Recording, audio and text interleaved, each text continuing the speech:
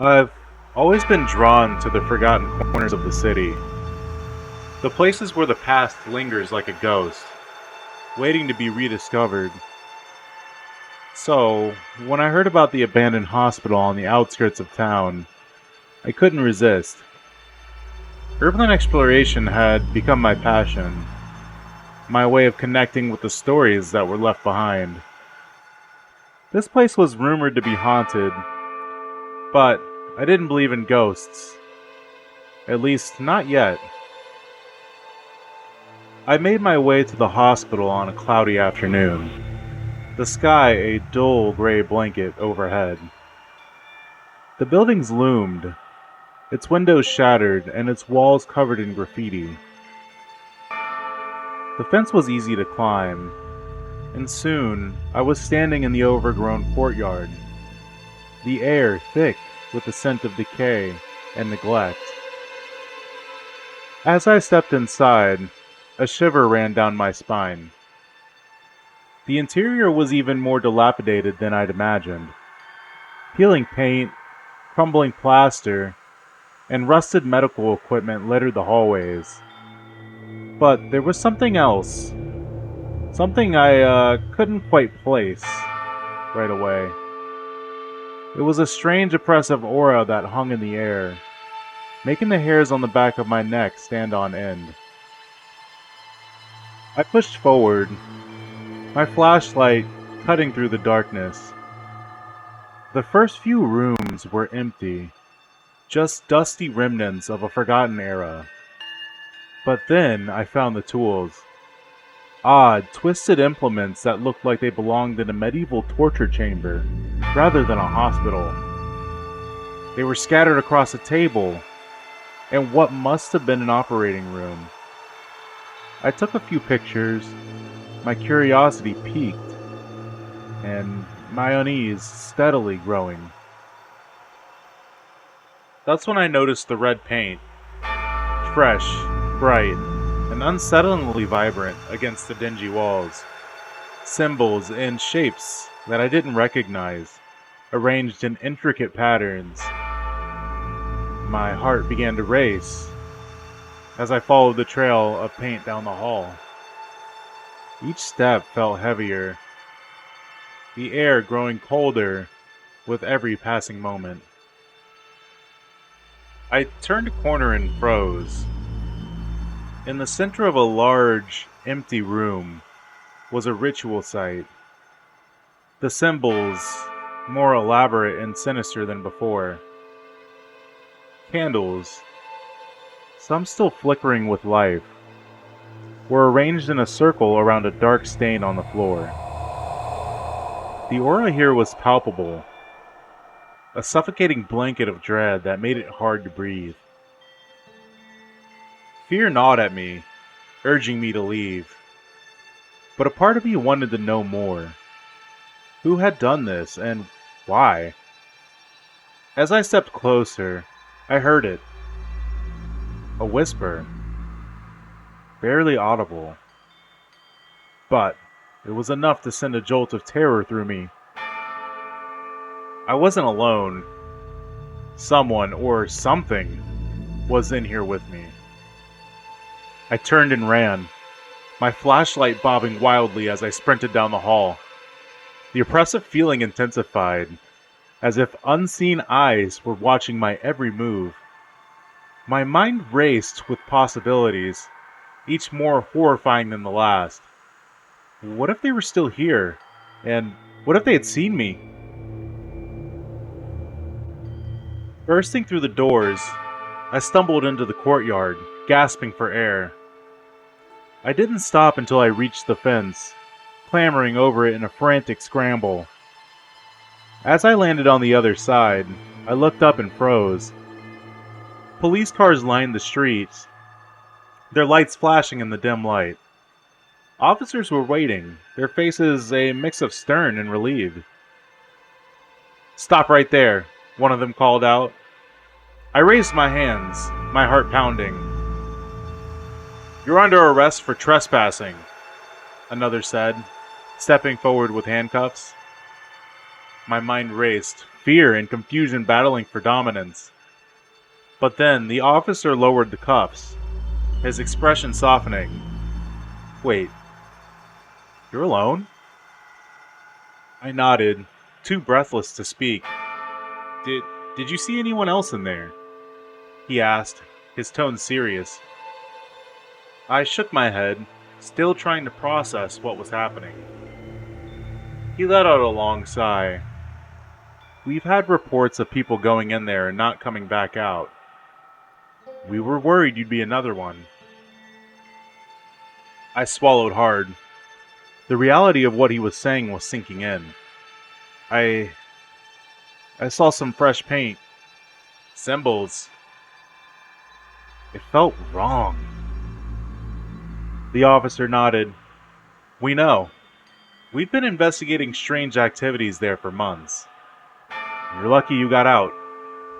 Mix of relief and lingering fear.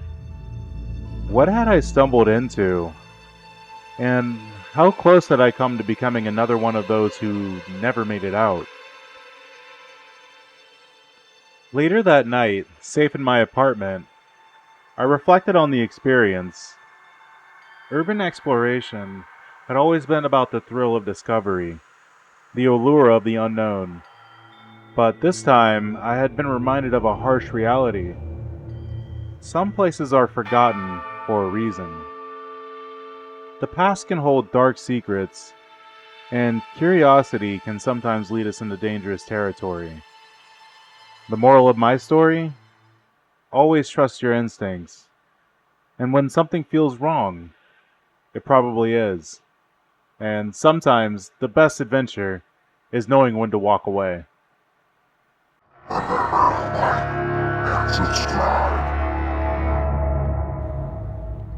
It started as a simple attempt to feel safer. Living alone in a small apartment downtown had its perks. I was close to work, there were some great restaurants, and there was vibrant nightlife. But it also came with an undercurrent of unease. So, when I stumbled upon an online ad for a high-tech home security system, I decided it was time to invest. The installation was quick and easy. The sleek, black device with its matching cameras fit seamlessly onto my modern decor. It came with all the bells and whistles: motion sensors, door and window alarms, and even night vision. The best part was the app, which allowed me to monitor my apartment from my phone, no matter where I was. The first few days were uneventful. I'd get occasional notifications about my cat triggering the motion sensor, or the neighbor's dog barking too close to my window. It felt good to have an extra layer of security. Then, one night, I received a notification while I was out with my friends. The app indicated movement in my living room. I opened the live feed, expecting to see my cat. Instead, I saw myself, sitting on the couch.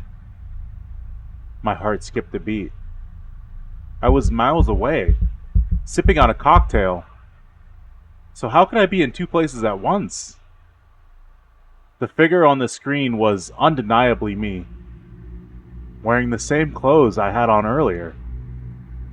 They were reading a book, completely at ease. I blinked, and the image disappeared, replaced by an empty room. Shaking off the incident as a glitch, I put my phone away and tried to enjoy the rest of the evening. But the unease lingered, chewing at the edge of my sanity. Over the next few days, the notifications became more frequent. Each time, the footage would show me doing mundane things: cooking dinner, watching TV, and even sleeping. Yet, I was never actually home during these moments. I started questioning my sanity, but the footage was too real. It was too precise. One night, determined to get to the bottom of it, I set up my phone to record the security feed while I was out. When I returned and reviewed the footage, I saw myself again.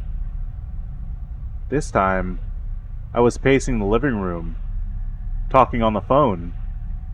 The timestamp confirmed it. I was supposed to be at work during that time. Panic set in. I contacted the security company, but they assured me that their system was foolproof.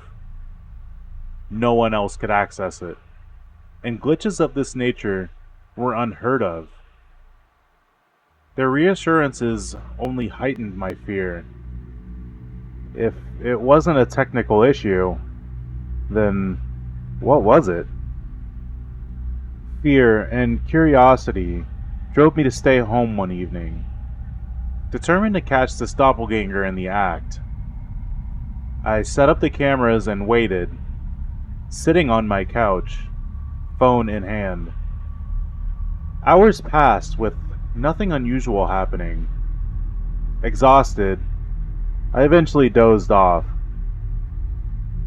A sudden notification jolted me awake. Groggy, I checked the app and saw movement in the hallway. I switched to the live feed and there I was, standing in the doorway, staring directly at the camera. My own face twisted into an evil smile that sent chills down my spine. Gathering every ounce of courage, I approached the hallway, phone held out in front of me like a shield. The hallway was empty. Heart pounding, I glanced back at the screen. The figure was still there, smiling and watching me. Who are you? The figure's smile widened, and it mouthed the words, "I am you." Terrified, I backed into the living room, my mind racing. I called a friend, trying to explain the inexplicable. They agreed to come over and stay with me, and their presence provided some comfort, but the fear remained. As the night wore on, my friend and I pored over the footage, trying to find some logical explanation. That's when we noticed something chilling. The timestamps on the recordings weren't just from when I was out. They were from the future. The footage was showing events that hadn't happened yet. The final straw came when the feed showed me leaving my apartment and driving away. The timestamp was for the next day, and the sense of foreboding was palpable. Determined not to follow the script, I decided to stay home. The next morning, as I watched the footage in real time, I saw the future version of myself hesitate at the door, as if sensing my defiance. It turned and looked directly at the camera one last time before vanishing. Even now, I can't shake the feeling that my other self is still out there, watching and waiting. The thought is always lurking at the back of my mind, a constant reminder that some things are better left unseen.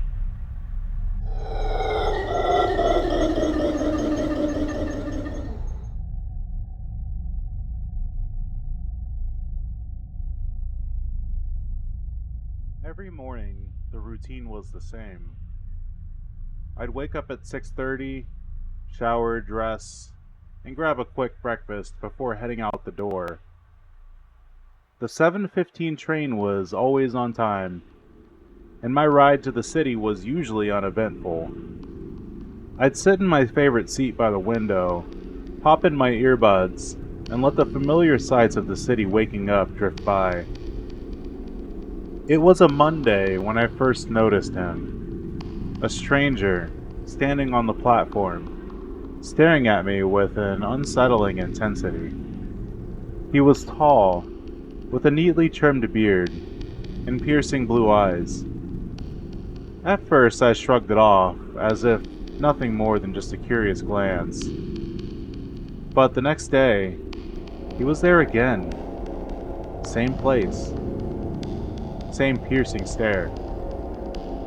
By Wednesday, his presence was starting to get under my skin.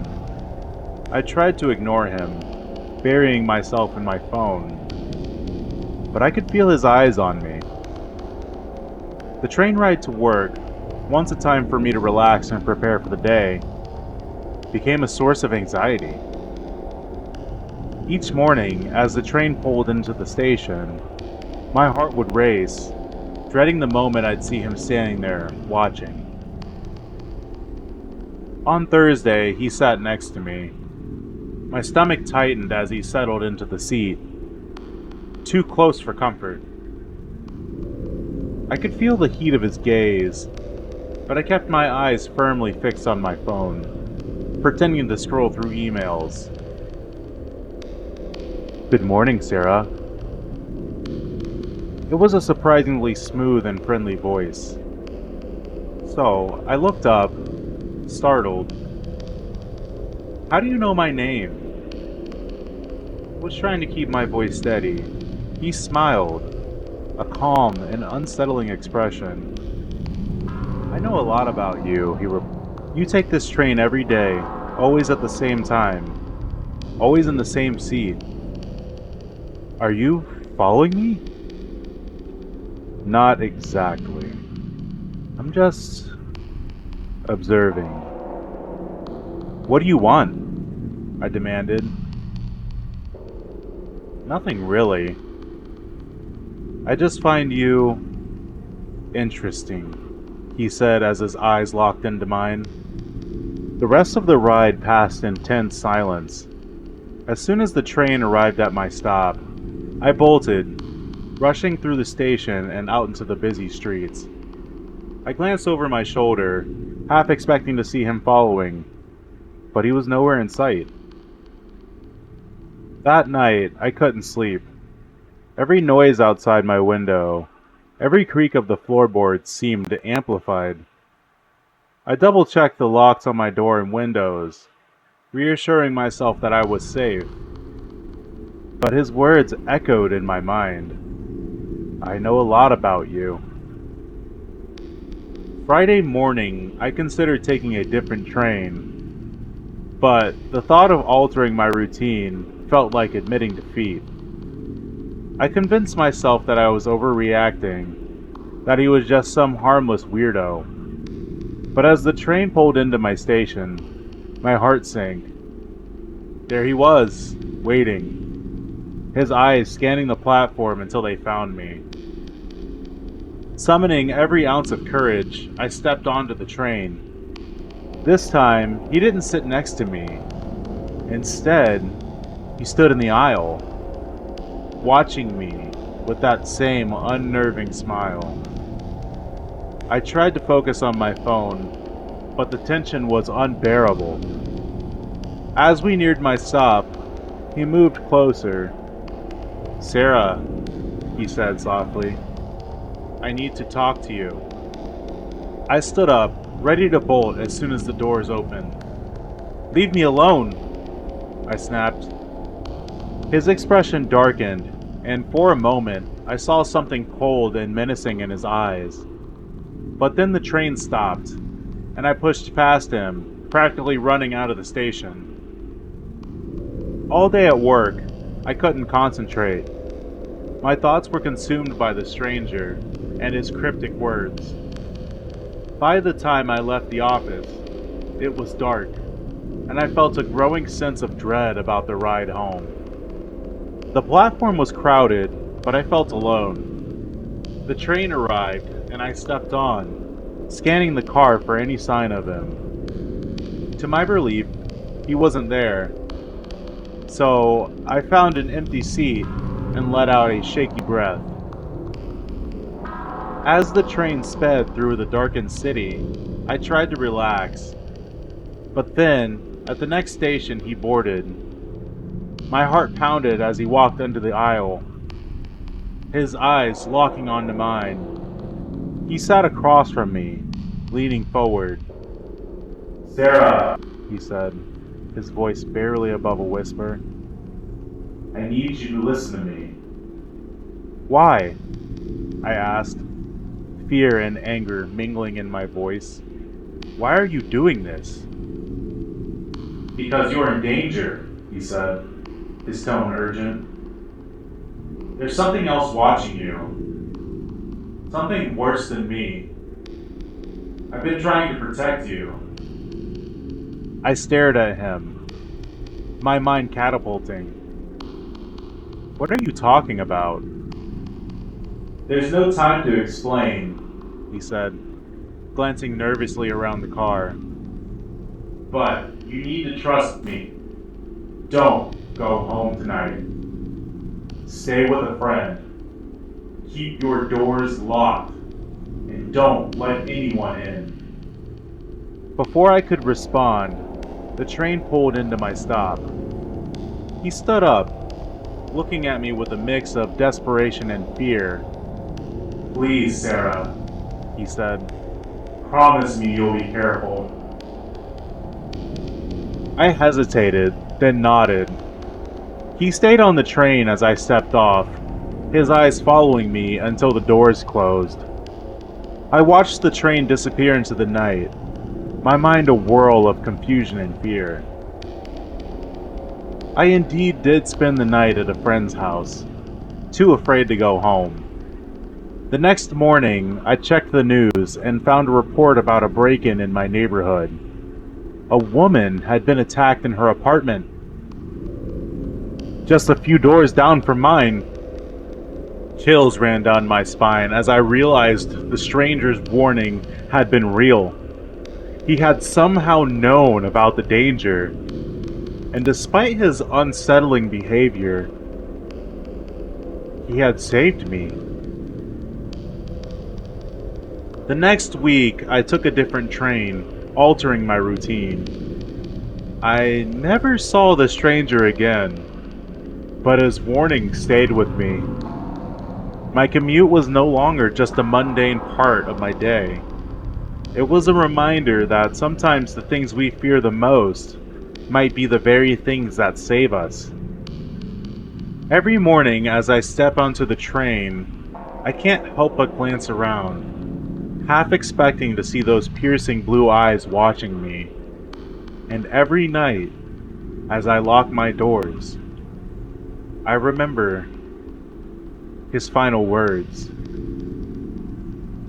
"Promise me you'll be careful."